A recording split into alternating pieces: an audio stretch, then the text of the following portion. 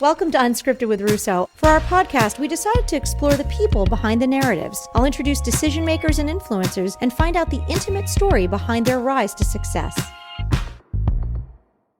Welcome to Unscripted with Russo. I'm Ashley Russo, and I am thrilled to have this guest with me today. Laura McHugh is the VP of Marketing and Communications at United Way of the Greater Lehigh Valley. She is a dear friend, and we have a very common background, both being journalists, and met actually and got to know each other when we both worked at PBS 39. So Laura, thank you. Welcome.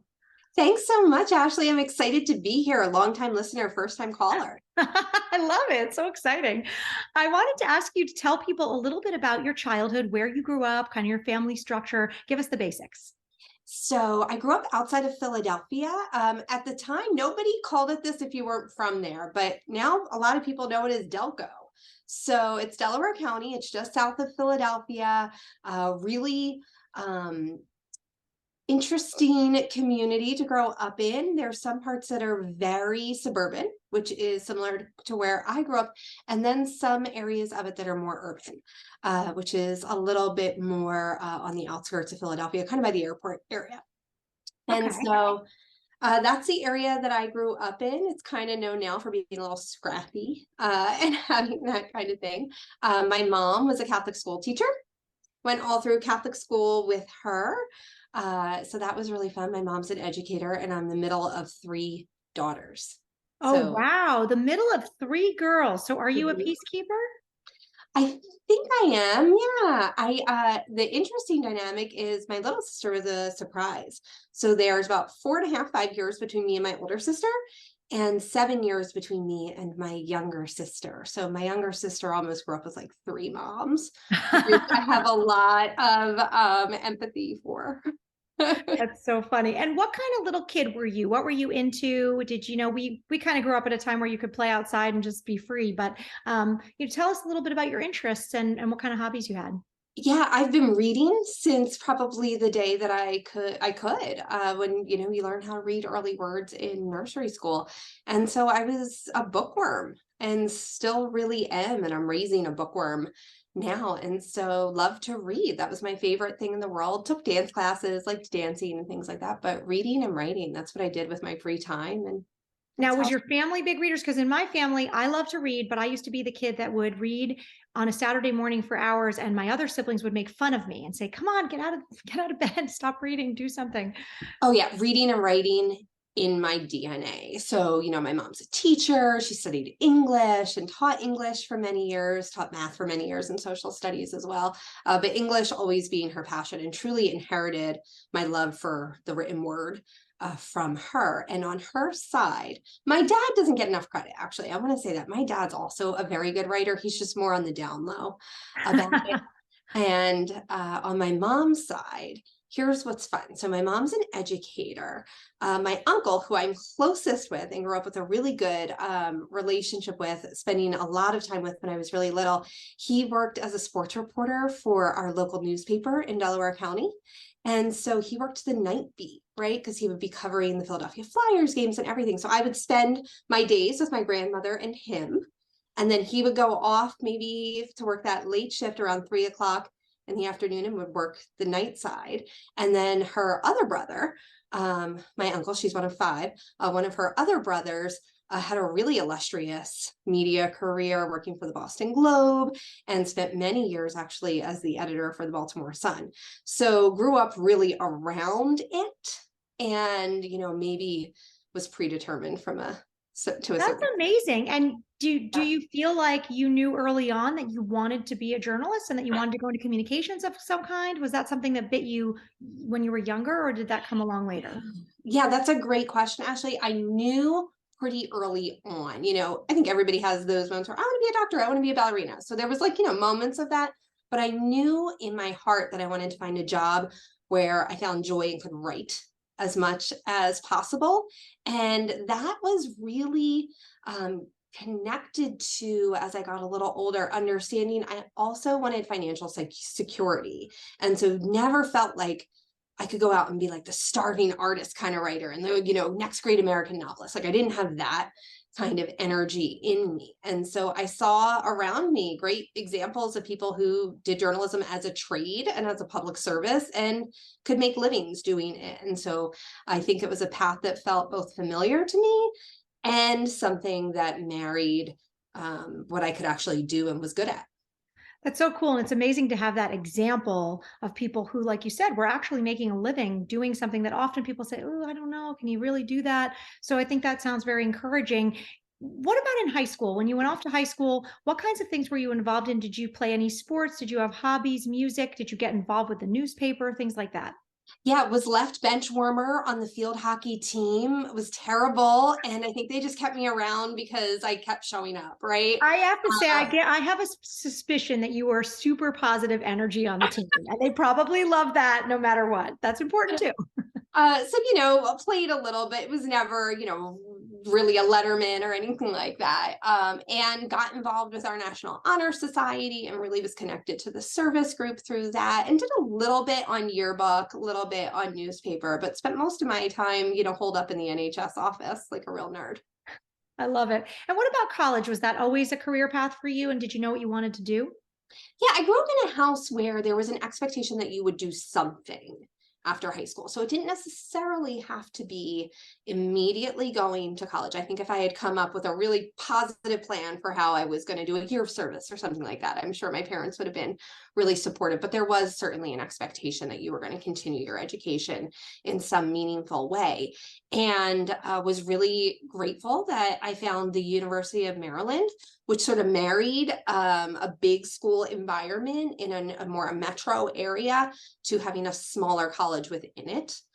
So I felt like I had a home in the College of Journalism there and a group of people who shared my passions, but still had a lot of the benefits of being in a really big university, which is cool. All right, well, we're going to take a quick break. When we come back, I want to talk about how you transitioned from your college studies in journalism to a working active career as a journalist and to where you've moved on today. So everyone stick with us. You're listening to Unscripted with Russo. As a mother of two, I know it can be tough to find activities that everyone will enjoy. Luckily, the Lehigh Valley has so many ways to treat your family without breaking the bank. You can experience cool discoveries at the Da Vinci Science Center or all aboard the WKNS railroad train for an afternoon adventure. There's fun around every corner of the Lehigh Valley, and you can uncover it all on Discover Lehigh Valley's website.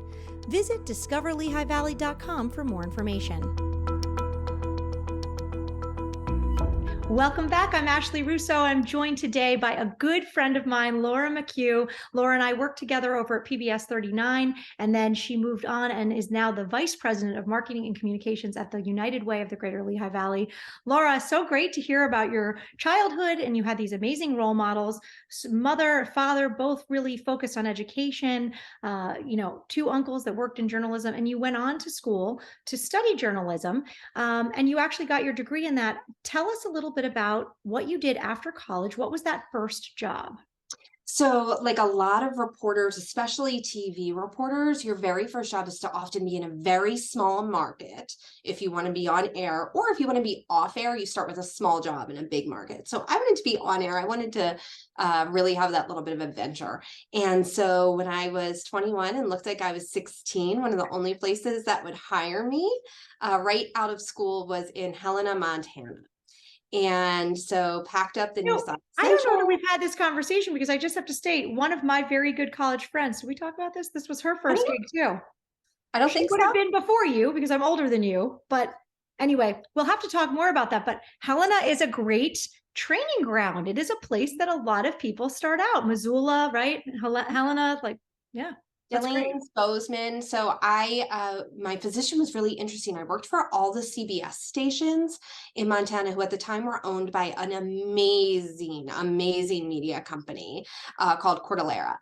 And so they owned all the CBS stations in the state. And my job was to be embedded in the Capitol building as a bureau by myself and to cover all state legislature. And so really... I got to stop you right there. So first of all, you've grown up in a suburb of Philly. So you've been near a city, a bustling area your entire life. You get this amazing opportunity, but it's kind of basically on the other side of the country in the middle of nowhere. And now you're your own bureau reporter. And okay, interesting. So what is that move like? What were your parents' reactions? and those first couple months? Incredibly supportive, but I'm going to be real. I cried every day for 2 months. My very first day, so I think I did a day or two of orientation at my station, which was my home station, which was located in Butte, which if you want to talk about, a real culture shock, that was a real culture shock. And so my very first assignment was a forest fire, going to this town of Lincoln in Montana and being asked to cover a forest fire. As you said, grew up outside of Philadelphia. I went to Wow. school outside of DC. I'm like, a forest, what? Like Smoky Bear? All right, let's pack up your gear, boom, boom, and go off. And I had the most amazing experience jumping into a vehicle with Forest Service folks, and a really amazing seasoned NPR journalist is sitting. When you go out to cover a forest fire like this, you have to have an escort, right? Somebody from the Forest Service who's with you. And so the Forest Service ranger is driving, and this amazing NPR reporter is, taking us out, and we're getting right up there, and we're getting this sort of firsthand look right across the ridge at where the forest is literally on fire.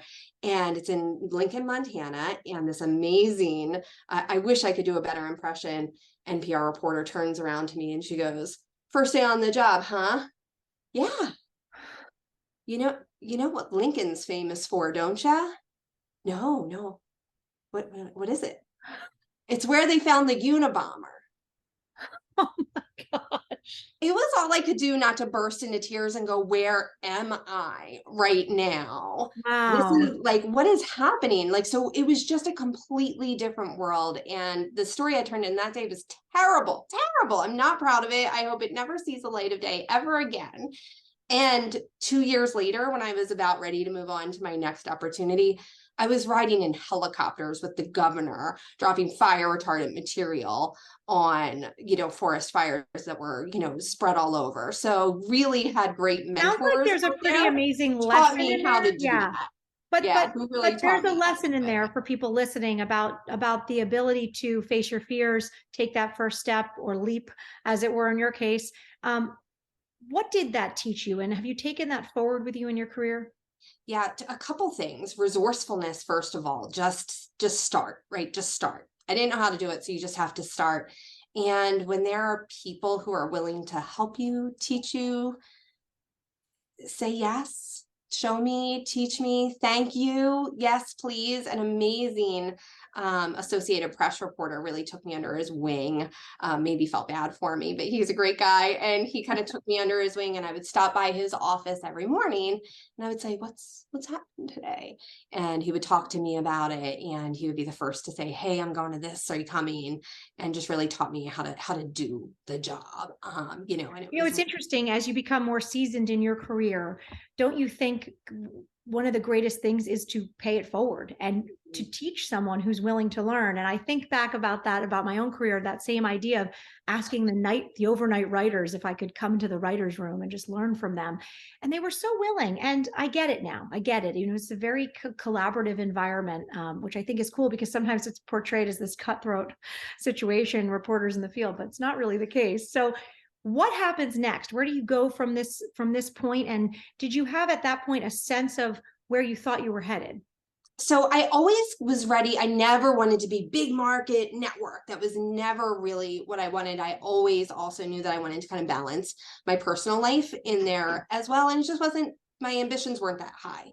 And so I always kind of wanted to go to a middle market next, and made a pit stop in Kansas City area in a town called Lawrence. It's where the University of Kansas is located, and worked for, it was actually the nation's first converged newsroom. So I'm dating myself a little bit, but back when digital media was just coming out, one thing that many newsrooms began to do was to see, oh, well, a television station, could they partner with a newspaper? Well, this was a family-owned company that had both. And so in Lawrence, this was the media source. It was your local media. Lawrence is kind of similar to the Lehigh Valley in the sense that it's got its own media, but it's in the larger footprint of a big city like Kansas City.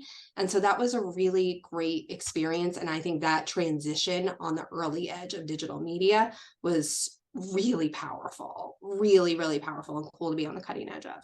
And what was your role there? What did you learn, or what did you have the opportunity to learn that maybe was different than if you had stayed in kind of the traditional path of moving up to bigger markets? Yeah, so I was the city beat reporter, and so I worked with the newspaper reporter. So I was for the TV station, he was with the newspaper, and we worked together really collaboratively. And I did everything from cover major elections, which were really cool, to speed limits and stoplights going in, things like that. So really diverse experience in terms of what kinds of things we would cover. And one day I had moved up to anchor and to reporter through my time there for about 2.5 years. And one day there was a massive tornado not far from there, about maybe a 2.5 hours drive from there. And it was the nation's first EF5 tornado. When you drove into the town that it had hit, you couldn't recognize anything that was left, right? It's Wow. right in Tornado Alley. And you couldn't tell, like you would think you would be able to tell based on what's left. Was that a house? Was that a store? Was that an office building? You couldn't tell. It was just rubble. And so they kind of said, who wants to go? And I said, me. And an amazing photographer was paired with me. And they said, you're going to come back. And I want several stories when you come back, but I also want a long piece for our weekly magazine. And it was the first time I got permission to make a story as long as I want. Ashley, you know this in TV. Your story is like 75 seconds, 90 seconds max. Maybe they give you a minute, an extra minute in sweeps and you get 2 minutes. But it was the first time I got a blank check to make a story that I wanted to tell the way I wanted to tell it, and had the opportunity to tell the stories of the people from Lawrence who went to this other city nearby outside of Wichita to help in the relief efforts, and all the connections between Lawrence and the victims of the tornado, the survivors of the Wow. tornado. And so that was it. I knew I And when wanted you to had tell a that long story. experience of that longer format piece, what did that show you? What did that teach you? And what kind of did that change something in you of where you wanted to go with your career? Yeah, it really sparked for me that I wanted more freedom in my storytelling. And how could I find that? If I couldn't find it here, which they were lovely, they were amazing, and I probably would have stayed there for many years, but Pennsylvania was home, right? It was my home, and it was my husband's home. He's also from Delco. And we wanted to move home when it was the right time. And so he was just finishing graduate school in Kansas. And I'd been looking very casually. I had a contract that was pretty tight. I only had a couple of outs in my contract, but one of them was Philadelphia and northeastern Pennsylvania. And we were home for some reason. And I said, yeah, there's this opening at PBS 39 in Bethlehem. I'm going to give a quick call and see if maybe I could just go over and get to know somebody over there. And I got to know the amazing woman named Amy Burkett, who was running the production team and the programming that was there at the time. And we spent a day or two together. We did a little field testing work together. And at the end of that day, after seeing the long form storytelling that she was doing, I remember saying to her, whether I get this job or not, this showed me what I want to do. That's And amazing. And Amy is so incredible, such a great mentor, someone who really believes in teaching. She moved on and is down in Charlotte and just did amazing work there as well. So it's cool to have those kinds of mentors in your life. And so you make the move to PBS 39, and you had a lot of freedom to do the kind of storytelling you wanted to do. Tell me about that experience and what it was like to be back in Pennsylvania, but not really where you grew up. I mean, you were learning a new area in a lot of ways. yeah, absolutely. So, I mean, Lehigh Valley is close to Philadelphia, but it's truly its own community. And there is no way to learn a community better than by joining the media. You learn it really quickly. You get to meet the mayors, and you get to meet the county executives, and you get to meet the business leaders because you're covering them. So it's a really great way to learn a community fast. And pretty quickly, I recognized that the Lehigh Valley is a really special place and had so many stories to tell. And so had these great outlets through the news magazines. Tempo was the program that we started on, and later developed a program called Focus, where we could do any length of story that we wanted to, really, and then also had the opportunities to contribute to documentaries. So single focus, longer form stories about the histories of the communities here in the area. And Laura, you know, some of this storytelling that you did won you 2 Mid-Atlantic Emmys. You also serve on the board of that organization, and I believe you've been nominated 16 times. Is that correct? Or more?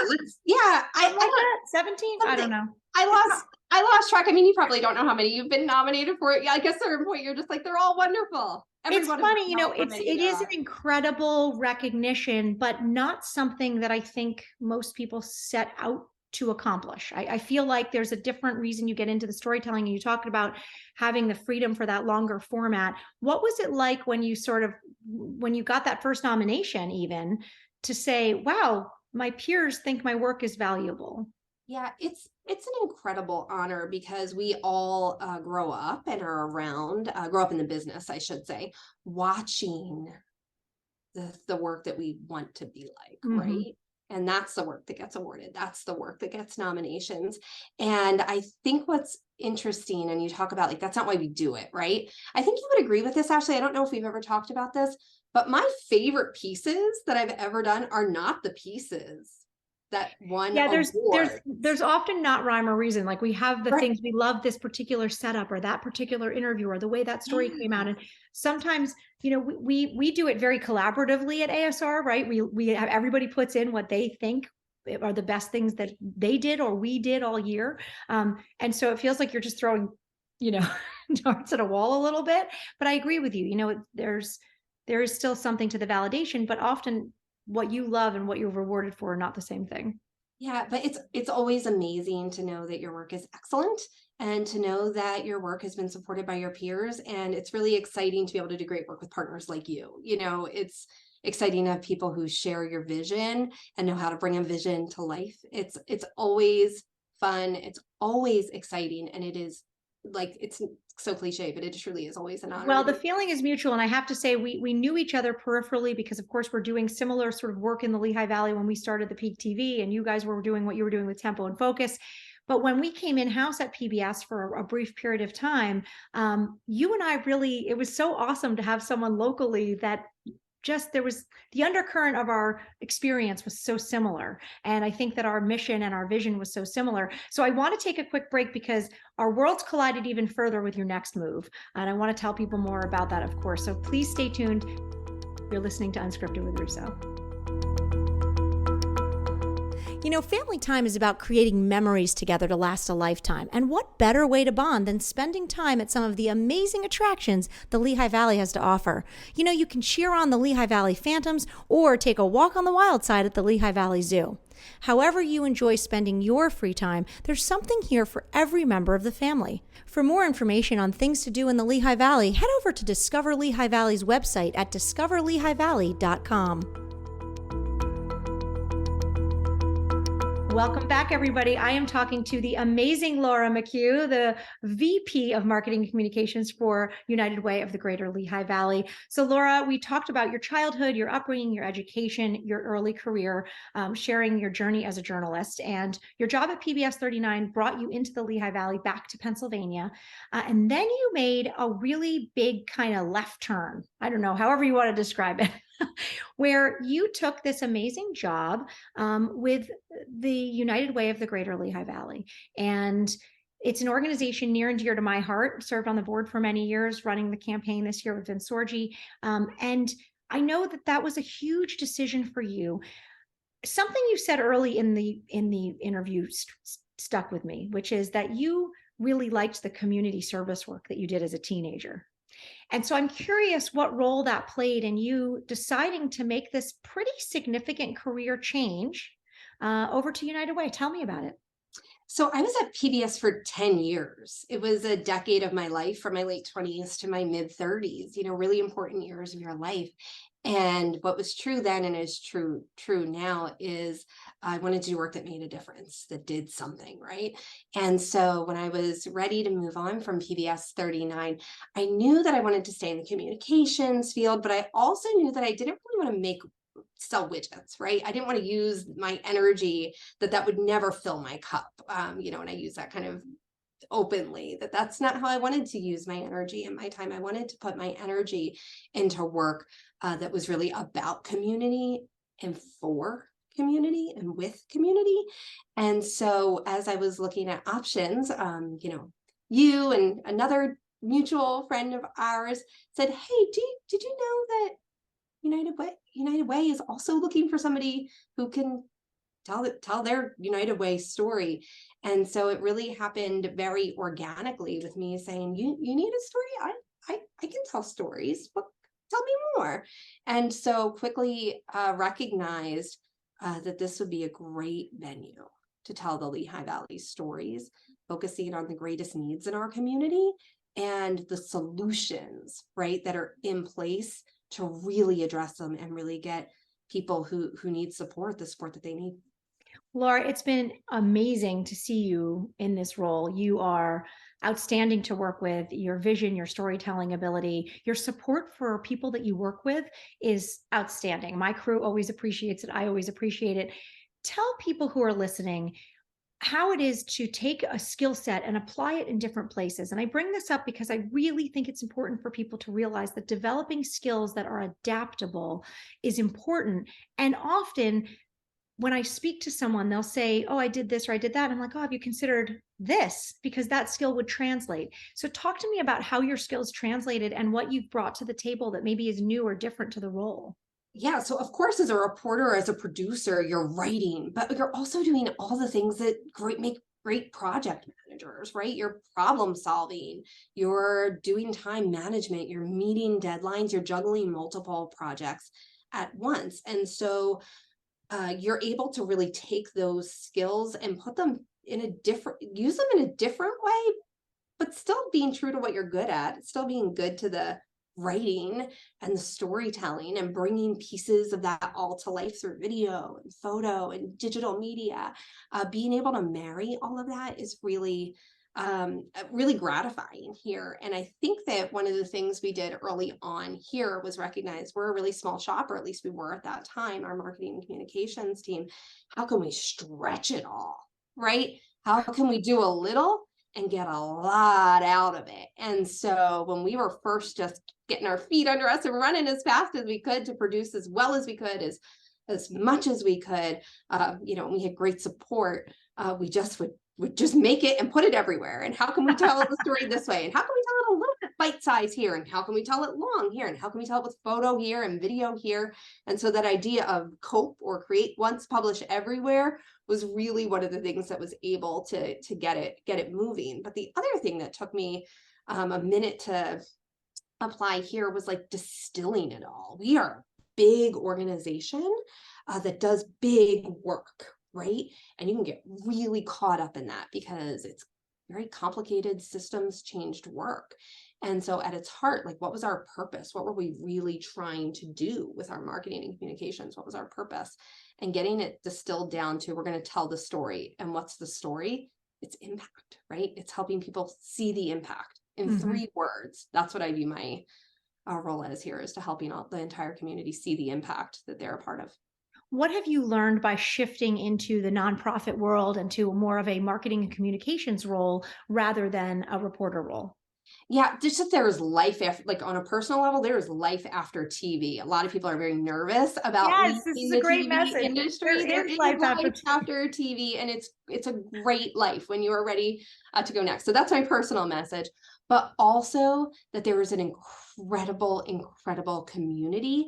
And when you leave the reporting role and you can now be, frankly, subjective in what you're doing and have a voice and tell the story in a different way that can be more persuasive, you can really influence and see the impact of your work in more specific ways. So I know that when I put together a great package and then we see donations increasing, that we put together an amazing campaign, like, you actually get to see the impact. You get to see how people who are served by services like 211, which is one of our health and human service helplines, you're able to actually see the results of your work more tangibly. And I find that incredibly And gratifying. I think it's interesting that you are telling a story, many stories, but you're offering solutions at the same time. And I think that, to me, that's a big difference of the work that I do now versus the work I did in news.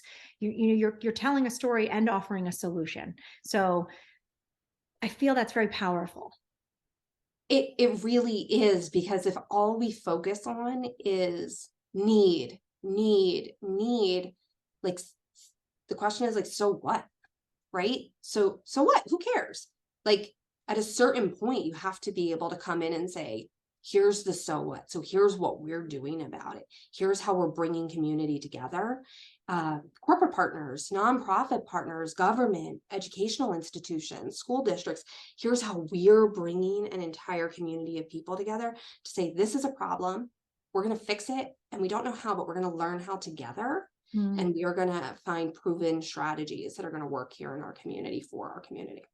Talking about our community, what do you love about the Lehigh Valley? How would you describe this area to someone out of the area, and what has made you and Joe make a home here? Yeah, it has everything you need, right? It's just this like amazing community. And every time I go back to Delco, I'm like, man, there's so much traffic. Like we think we have a We bad say here. that There's when we so go much back to traffic. Jersey. Yes. Jersey, Like, oh, can you believe this traffic? so I love that it has truly everything you need, all the recreational opportunities. There's hiking close, we're big hikers, there's hiking close by, there's ski hills close by.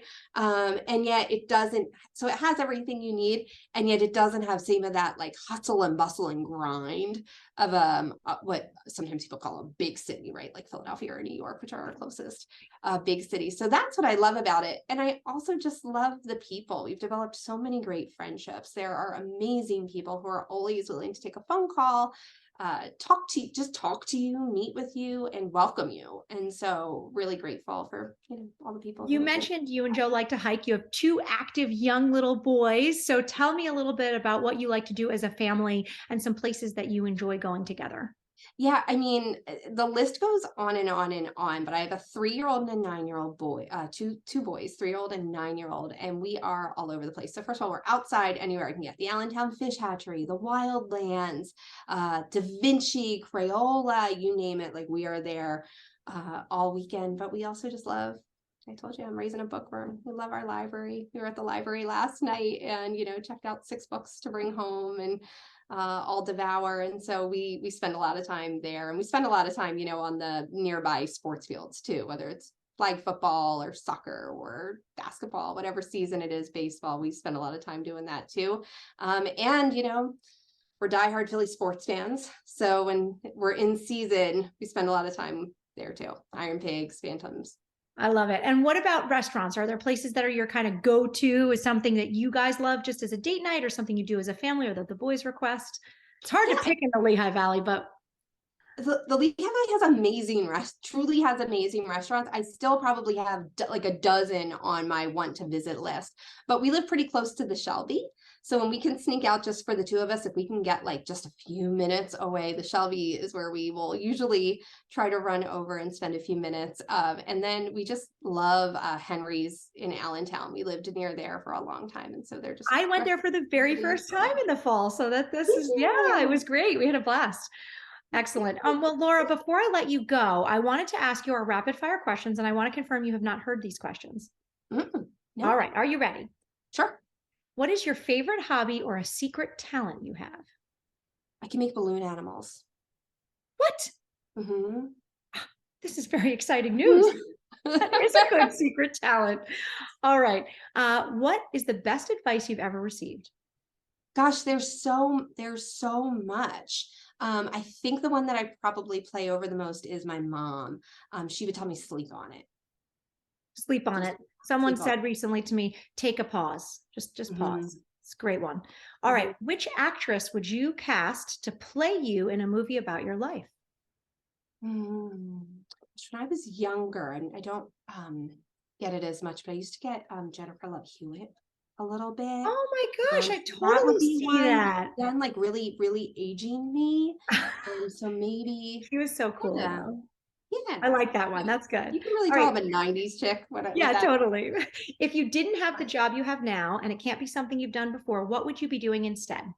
My sort of dream fun job, there's two. One would be a florist, and one would be a makeup artist. So those are kind of just like fun, with more whimsical. I like it. I don't think I actually would have the talent, nor the actual drive. I mean, those are like owning your own businesses, a thing or two about that, Ashley. But like Just a thing or two. I feel like those jobs require a lot of patience. I'm not sure I have the patience to make the floral arrangement or the face perfect. My daughter keeps saying she wants to do my makeup.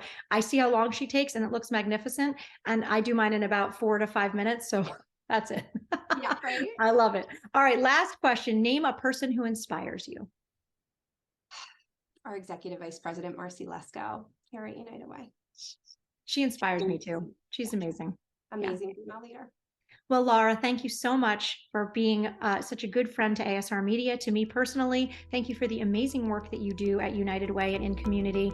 I'm just blessed to call you a friend and to know you both personally and professionally. Thanks for being our guest today. Until next time, everyone.